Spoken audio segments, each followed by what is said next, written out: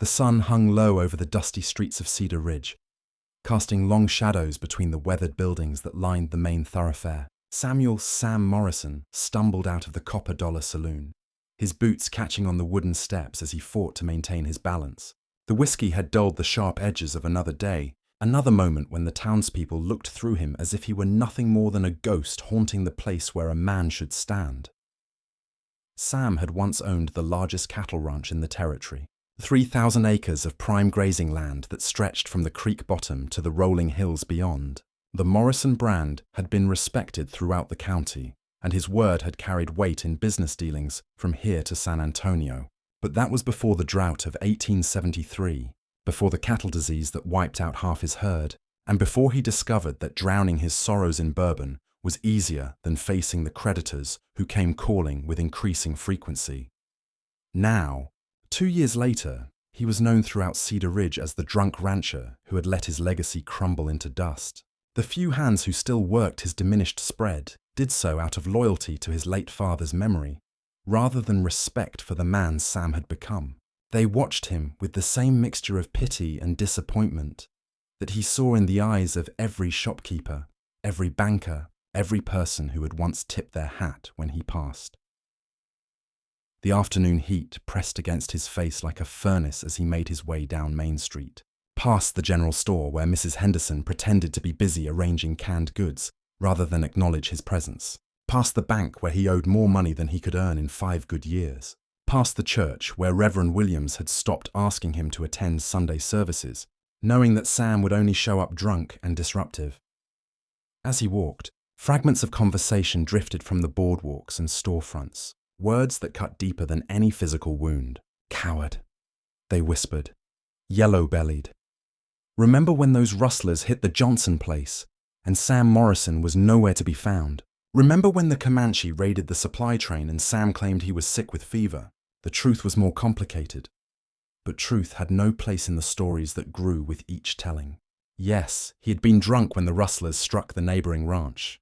Yes, he had been passed out in his own barn when the war party swept through the valley, but the shame of his condition had paralyzed him more than fear ever could.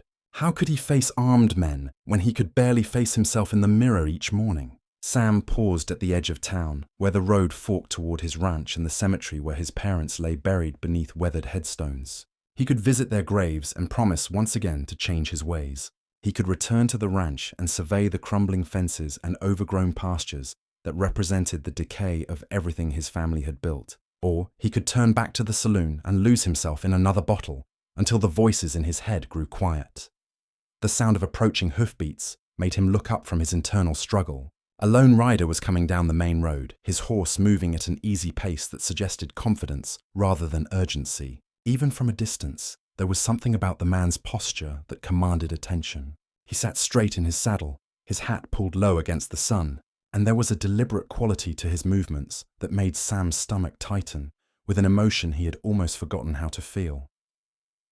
As the rider drew closer, Sam could see the tied-down holster on his right hip, the well-maintained leather of his gun belt, and the cold, measuring way his eyes swept the street ahead. This was not a cowhand looking for work or a traveling salesman seeking customers. This was a man whose profession was written in every line of his body, every careful movement of his hands. The stranger reined in his horse near the hitching post outside the Copper Dollar and dismounted with fluid grace. His spurs jingled softly as his boots touched the ground, and Sam noticed that his right hand never strayed far from his weapon.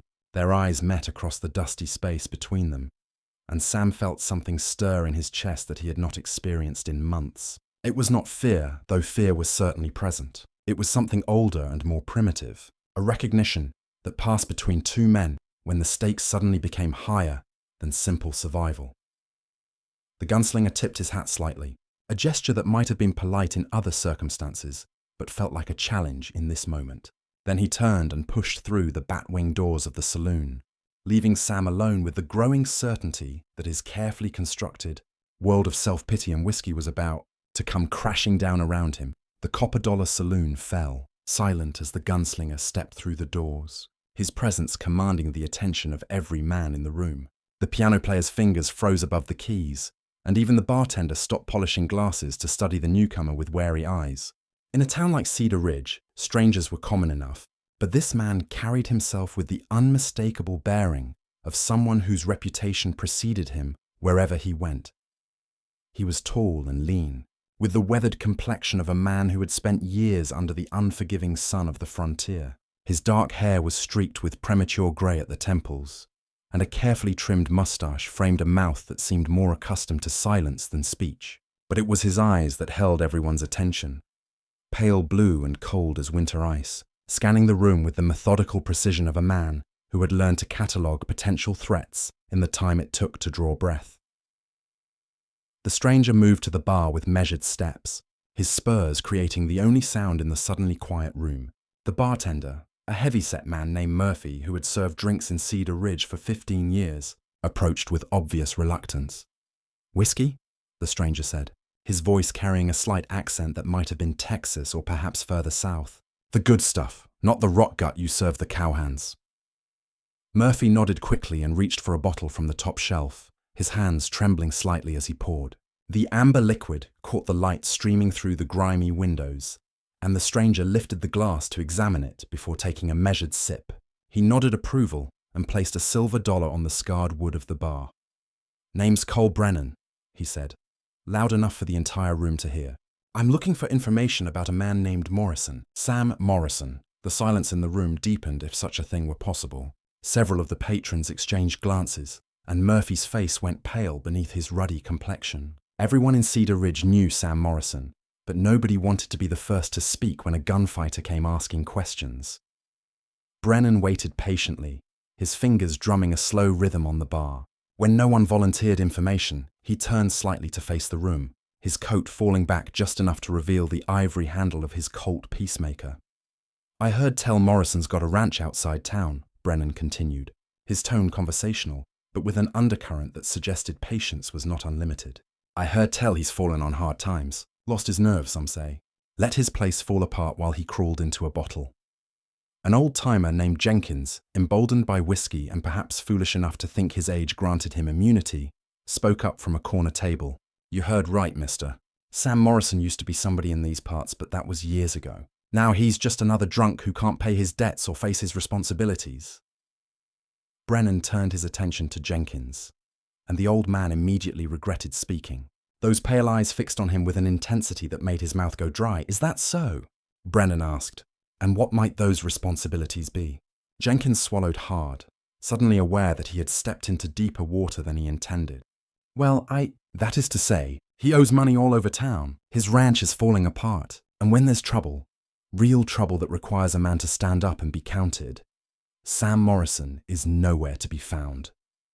"Trouble," Brennan repeated, tasting the word like fine wine. "What kind of trouble?" Murphy found his voice, perhaps hoping to steer the conversation away from dangerous territory. "Mister, we don't know what business you might have with Sam, but he's paid his debts to society, such as they are. Whatever happened in the past, he's not bothering anyone now." Brennan's smile was thin and cold. "Oh, but he is bothering someone, Murphy. He's bothering me." The bartender's face went white. "You know my name." "I make it my business to know things," Brennan replied. "Just like I know that Sam Morrison owes you $63 for whiskey consumed over the past 4 months. Just like I know he owes Henderson at the general store $47 for supplies he charged and never paid for. Just like I know he owes the bank more than his ranch is worth." He finished his whiskey and set the glass down with deliberate care. "But what I'm most interested in knowing is whether Sam Morrison remembers a town called Broken Creek, and a man named Tom Brennan who died there 3 years ago." The mention of Broken Creek sent a ripple of recognition through the saloon. It had been big news throughout the territory when the town was hit by a gang of outlaws who robbed the bank and killed 6 people in the process. The local sheriff had put together a posse, but the gang had escaped into the Badlands where tracking was nearly impossible. "Tom Brennan was my brother," Cole continued, his voice dropping to barely above a whisper. "He was the sheriff in Broken Creek when the Dalton gang rode through. The posse that was supposed to back him up never showed. The men who were supposed to stand with him turned tail and ran when the shooting started. My brother died alone in the street, with a belly full of lead and nobody to watch his back." Jenkins cleared his throat nervously. That's a tragedy, mister. But what's it got to do with Sam Morrison?" Brennan's smile was sharp as a blade. "Sam Morrison was supposed to be part of that posse. He was deputized along with 8 other men to help bring those killers to justice. But when it came time to ride, Sam Morrison was nowhere to be found. Too drunk to sit a horse, they said. Too yellow to face armed men. The saloon remained silent as a tomb. Every man present understood now why Cole Brennan had come to Cedar Ridge, and what he intended to find when he located Sam Morrison. This was not about money or property or business disputes. This was about honor and blood, and the kind of justice that could only be settled with gunpowder and lead. Brennan placed another silver dollar on the bar and tipped his hat to the room. Gentlemen, it's been educational. Now, if someone would be so kind as to point me toward the Morrison Ranch, I have business to conclude. Sam had made it halfway back to his ranch when the sound of approaching hoofbeats reached his ears. He turned in his saddle, his movements clumsy from the afternoon's drinking, and saw the gunslinger riding toward him at an unhurried pace. The man sat his horse like he had all the time in the world. But there was something inevitable about his approach that made Sam's blood run cold. The Morrison Ranch lay spread before them in the golden light of late afternoon, a testament to better days now fallen into disrepair. Fence posts leaned at drunken angles, their wire sagging toward the ground. The barn needed paint and new shingles, and weeds grew tall around the foundation of the ranch house where Sam's mother had once tended a garden that was the envy of the county. Sam reined in his horse and waited, his hands trembling slightly as they gripped the leather reins. He had known this moment would come eventually. A man could not run from his past forever, especially when that past included the kind of failure that left good men dead and families destroyed. The whiskey in his system made everything feel distant and unreal, but not distant enough to dull the sharp edge of fear that cut through his chest. Cole Brennan brought his horse to a stop 20 feet away, close enough for conversation, but far enough to react, if Sam proved foolish enough to reach for the rusted Colt that hung at his hip. The two men studied each other in silence, taking measure of what 3 years had wrought. "Samuel Morrison," Brennan said, his voice carrying easily across the space between them. "You're a hard man to find when you want to be found." Sam straightened in his saddle, trying to summon some remnant of the dignity that had once made him a respected man in the territory. "I know who you are," he said, his voice hoarse from whiskey and shame. "Word travels fast in a small town. You're Tom Brennan's brother." "That I am," Brennan replied. "And you're the man who was supposed to help him bring in the Dalton gang, the man who was too drunk to do his duty when good men needed him." The accusation hung in the air between them like smoke from a gunshot. Sam felt the familiar weight of guilt settle on his shoulders, heavier now than it had been in months of solitary drinking. He had played this conversation in his mind 1,000 times, always imagining himself with better words, clearer thoughts, some way to explain what had happened that day in Broken Creek. "I was sick," Sam said finally. The words, tasting like ashes in his mouth, had the fever something fierce. "Could barely stand, let alone sit a horse." Brennan's expression did not change. "That's not what I heard. I heard you were passed out drunk in the livery stable when the posse rode out. I heard Sheriff Williams had to send 2 men to find you, and when they did, you were in no condition to help anybody." Sam closed his eyes, feeling the weight of that terrible day pressing down on him like a physical force. He remembered the splitting headache, the way the sunlight had felt like knives in his skull when they finally roused him. He remembered the taste of vomit and whiskey, the way his hands had shaken when he tried to saddle his horse. Most of all, he remembered the look of disgust in Sheriff Williams' eyes when he declared Sam unfit for duty. "I had been drinking," Sam admitted, opening his eyes to meet Brennan's steady gaze. "I won't lie about that, but I was sick too. The combination of the two, I wasn't in any condition to be useful to anyone." "My brother needed 8 good men," Brennan said, his voice dropping to a whisper that somehow carried more menace than a shout. "He got 7 because you chose whiskey over duty. He died because you weren't there to watch his back when the shooting started." The truth of it hit Sam like a physical blow. He had heard the story from the survivors, how Tom Brennan had led the charge into the Dalton gang's stronghold, how he had fought like a man possessed until the outlaws' superior numbers finally overwhelmed him. If there had been one more gun, one more man to cover the sheriff's advance, things might have ended differently. "I know," Sam said, the words barely audible. "I've carried that knowledge every day since it happened. There's not enough whiskey in the territory to wash away the taste of it." "Good," Brennan replied. "A man should carry his failures. The question is what he does with them." Sam looked around at his failing ranch, at the physical manifestation of 3 years spent drowning in guilt and self-pity. I reckon I haven't done much of anything constructive with mine. No, you haven't, Brennan agreed. But that's about to change. The gunslinger dismounted with fluid grace and stood facing Sam, his hand resting casually near his weapon. I came here to kill you, Morrison. Rode 300 miles with that singular purpose burning in my chest. Figured it was the only way to balance the scales for my brother's death. Sam felt a strange sense of relief wash over him. After 3 years of living with the weight of his failure, the prospect of an end to the torment held a certain appeal. I won't try to stop you, he said. I probably deserve whatever you have in mind. Probably, Brennan agreed. But killing a broken-down drunk won't bring my brother back. Won't restore his honor or mine. All it would do is put one more body in the ground and leave his death still unavenged. Sam frowned, confused by the direction the conversation was taking. I don't understand. Brennan's smile was cold and calculating. The Dalton gang is still out there, Morrison. Still robbing banks and killing lawmen. 3 weeks ago, they hit a town called Silver Creek and murdered another sheriff. A young man with a wife and 2 children, who will grow up without a father because those animals are still breathing. The implications of Brennan's words began to sink in, and Sam felt a chill that had nothing to do with the evening air. What do you want from me? I want you to be the man you should have been 3 years ago, Brennan replied.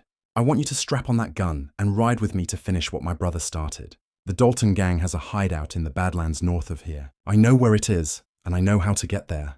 What I need is someone to watch my back when the shooting starts. Sam stared at the gunslinger in amazement. You want me to help you hunt down the Dalton gang? Me? You owe my brother a debt, Brennan said simply. You owe his memory justice. This is your chance to pay what you owe, and maybe find some small piece of redemption in the process. Sam Morrison had not touched a gun with serious intent in over 2 years.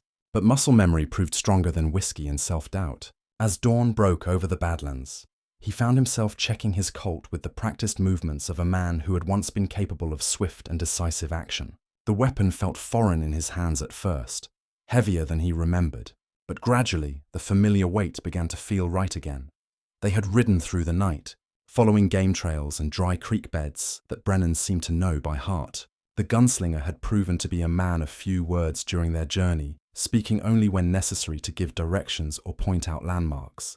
But Sam had used the long hours in the saddle to think, really think, for the first time in months without the fog of alcohol clouding his judgment. The country they travelled through was harsh and unforgiving, a maze of red rock canyons and thorny scrub that offered 1,000 hiding places for men who preferred to avoid the law. It was perfect outlaw territory, far from established towns and the reach of most sheriffs. Water was scarce, and a man unfamiliar with the terrain could wander for days without finding so much as a muddy seep to sustain himself. There, Brennan said, pointing toward a narrow canyon that cut deep into the rock face ahead. Devil's Canyon. The Dalton gang has been using it as a base for 6 months, maybe longer. There's water at the back end, good grass for horses, and only one way in or out. Sam studied the canyon mouth, noting the way the walls rose steeply on both sides, creating a natural funnel that would make escape difficult once someone entered. Looks like a trap, he observed. For them or for us? Brennan asked. Both, I reckon, Sam replied. How many men are we talking about? 5, according to my information. Jake Dalton leads them, his younger brother Pete, and 3 others. They're all wanted men with prices on their heads, and they've got nothing to lose by adding 2 more bodies to their count. Sam felt his stomach tighten with the familiar sensation of fear. But this time, it was different. This was not the paralyzing terror that had consumed him 3 years ago, born of shame and inadequacy. This was the healthy caution of a man who understood the stakes and was prepared to meet them. What's the plan? He asked. Brennan dismounted and ground-tied his horse, then moved to a position where he could observe the canyon without being seen. We wait for them to make a move. Sooner or later, they'll ride out to scout for their next job or resupply. When they do, we follow them back and take them when they're not expecting trouble. And if they don't come out, then we go in after them, Brennan said simply. Either way, this ends today. They settled in to wait among the rocks, sharing water from Brennan's canteen and strips of jerky that tasted like leather but provided necessary sustenance. The sun climbed higher, turning the desert into a furnace that tested a man's endurance and resolve. Sam found himself thinking about his father, who had built the Morrison Ranch from nothing through sheer determination and hard work. He thought about his mother, who had died believing her son would carry on the family legacy with honor and dignity. "Tell me about your brother," Sam said during a lull in their vigil.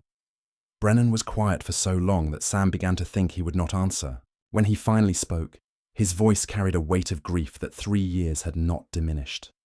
"Tom was 5 years older than me," he said. "Always looked out for his little brother, even when that little brother was too stubborn to appreciate it. He became a lawman because he believed in justice, not because it paid well or brought him glory.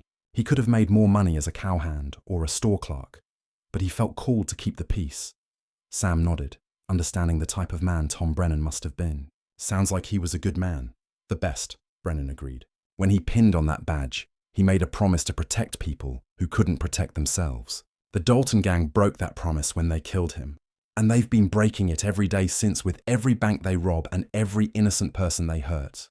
The sound of approaching horses interrupted their conversation. Both men tensed, peering through the rocks toward the canyon mouth. 5 riders emerged in single file, moving with the casual confidence of men who believe themselves beyond the reach of justice. They were heavily armed and well-mounted, their horses fresh, and their equipment suggesting recent prosperity from their criminal activities. Jake Dalton rode in the lead, a big man with a black beard and cold eyes that missed nothing. His brother Pete followed close behind, younger but no less dangerous. The other 3 were hard-faced men who had chosen a life outside the law and accepted the violent consequences that came with it. "That's them," Brennan whispered.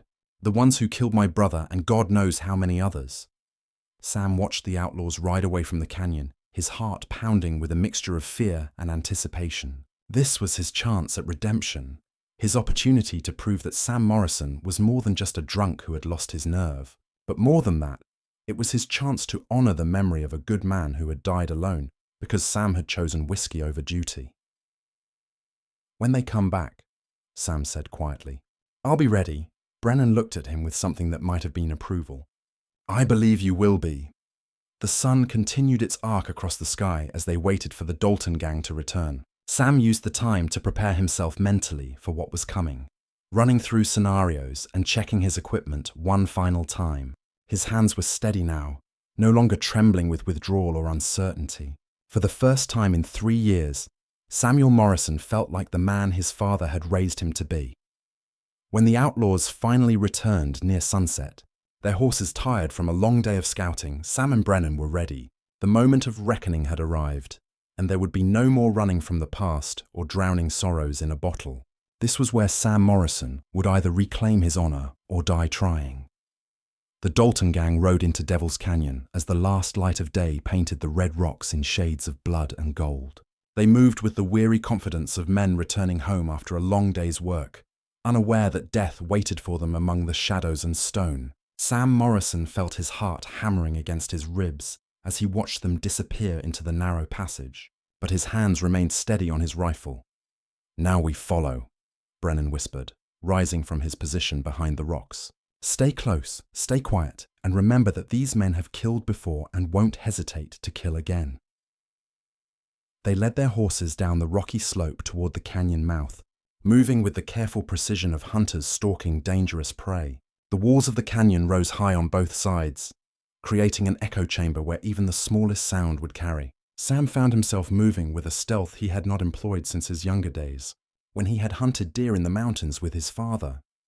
The canyon widened after the first 100 yards, opening into a natural amphitheater where the outlaws had made their camp. A small fire burned near the back wall, its smoke rising straight up in the still evening air. The gang's horses were hobbled near a seep that provided fresh water, and their gear was scattered around the camp with the casual disorder of men who felt secure in their stronghold. Sam and Brennan took positions on opposite sides of the camp, using the rocks and shadows for concealment. From where Sam crouched, he could see Jake Dalton clearly, the big man lounging against his saddle, while his brother Pete tended the fire. The other 3 were cleaning their weapons or sorting through supplies, all of them relaxed and unsuspecting. Brennan had positioned himself where he could cover the horses, preventing any attempt at escape. He caught Sam's eye and held up 3 fingers, then 2, then 1. On the final count, both men stepped into the open with their rifles raised and ready. "Nobody move!" Brennan's voice echoed off the canyon walls with the authority of divine judgment. "You're all under arrest for murder and robbery." The effect was immediate and violent. Pete Dalton spun toward the sound of the voice, his hand dropping to his sidearm, but Sam's rifle cracked before the young outlaw could clear leather. The bullet took Pete high in the shoulder, spinning him around and dropping him beside the fire.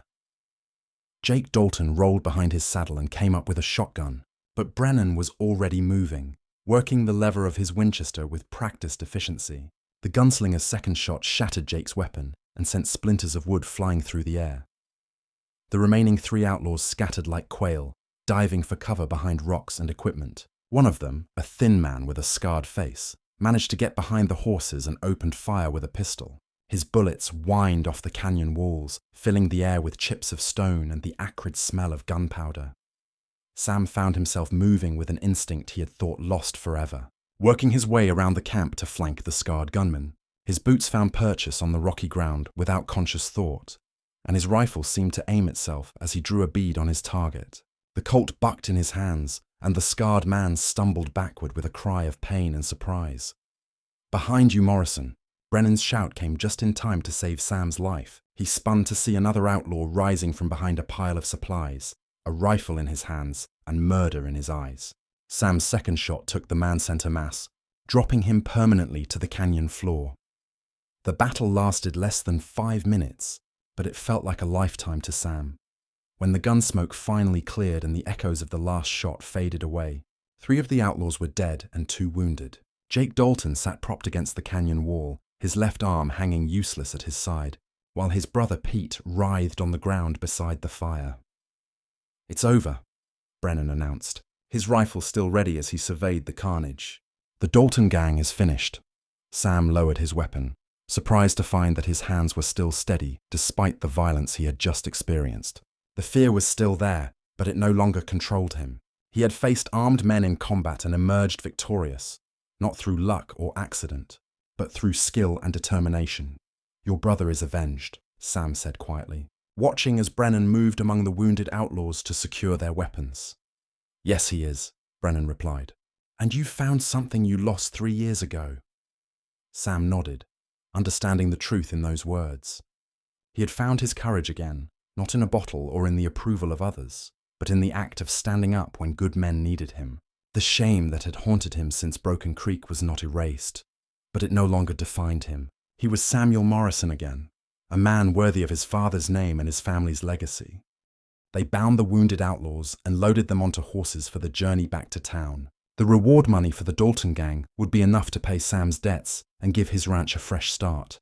More importantly, he had proven to himself and to Cole, Brennan, that redemption was possible for any man, willing to face his failures and fight for something greater than himself. As they rode out of Devil's Canyon with their prisoners, Sam Morrison was no longer known as the drunk rancher who had lost his nerve. He was the man who had helped bring the Dalton gang to justice, who had stood beside Cole Brennan when the shooting started, and proven that honor could be reclaimed by those brave enough to reach for it.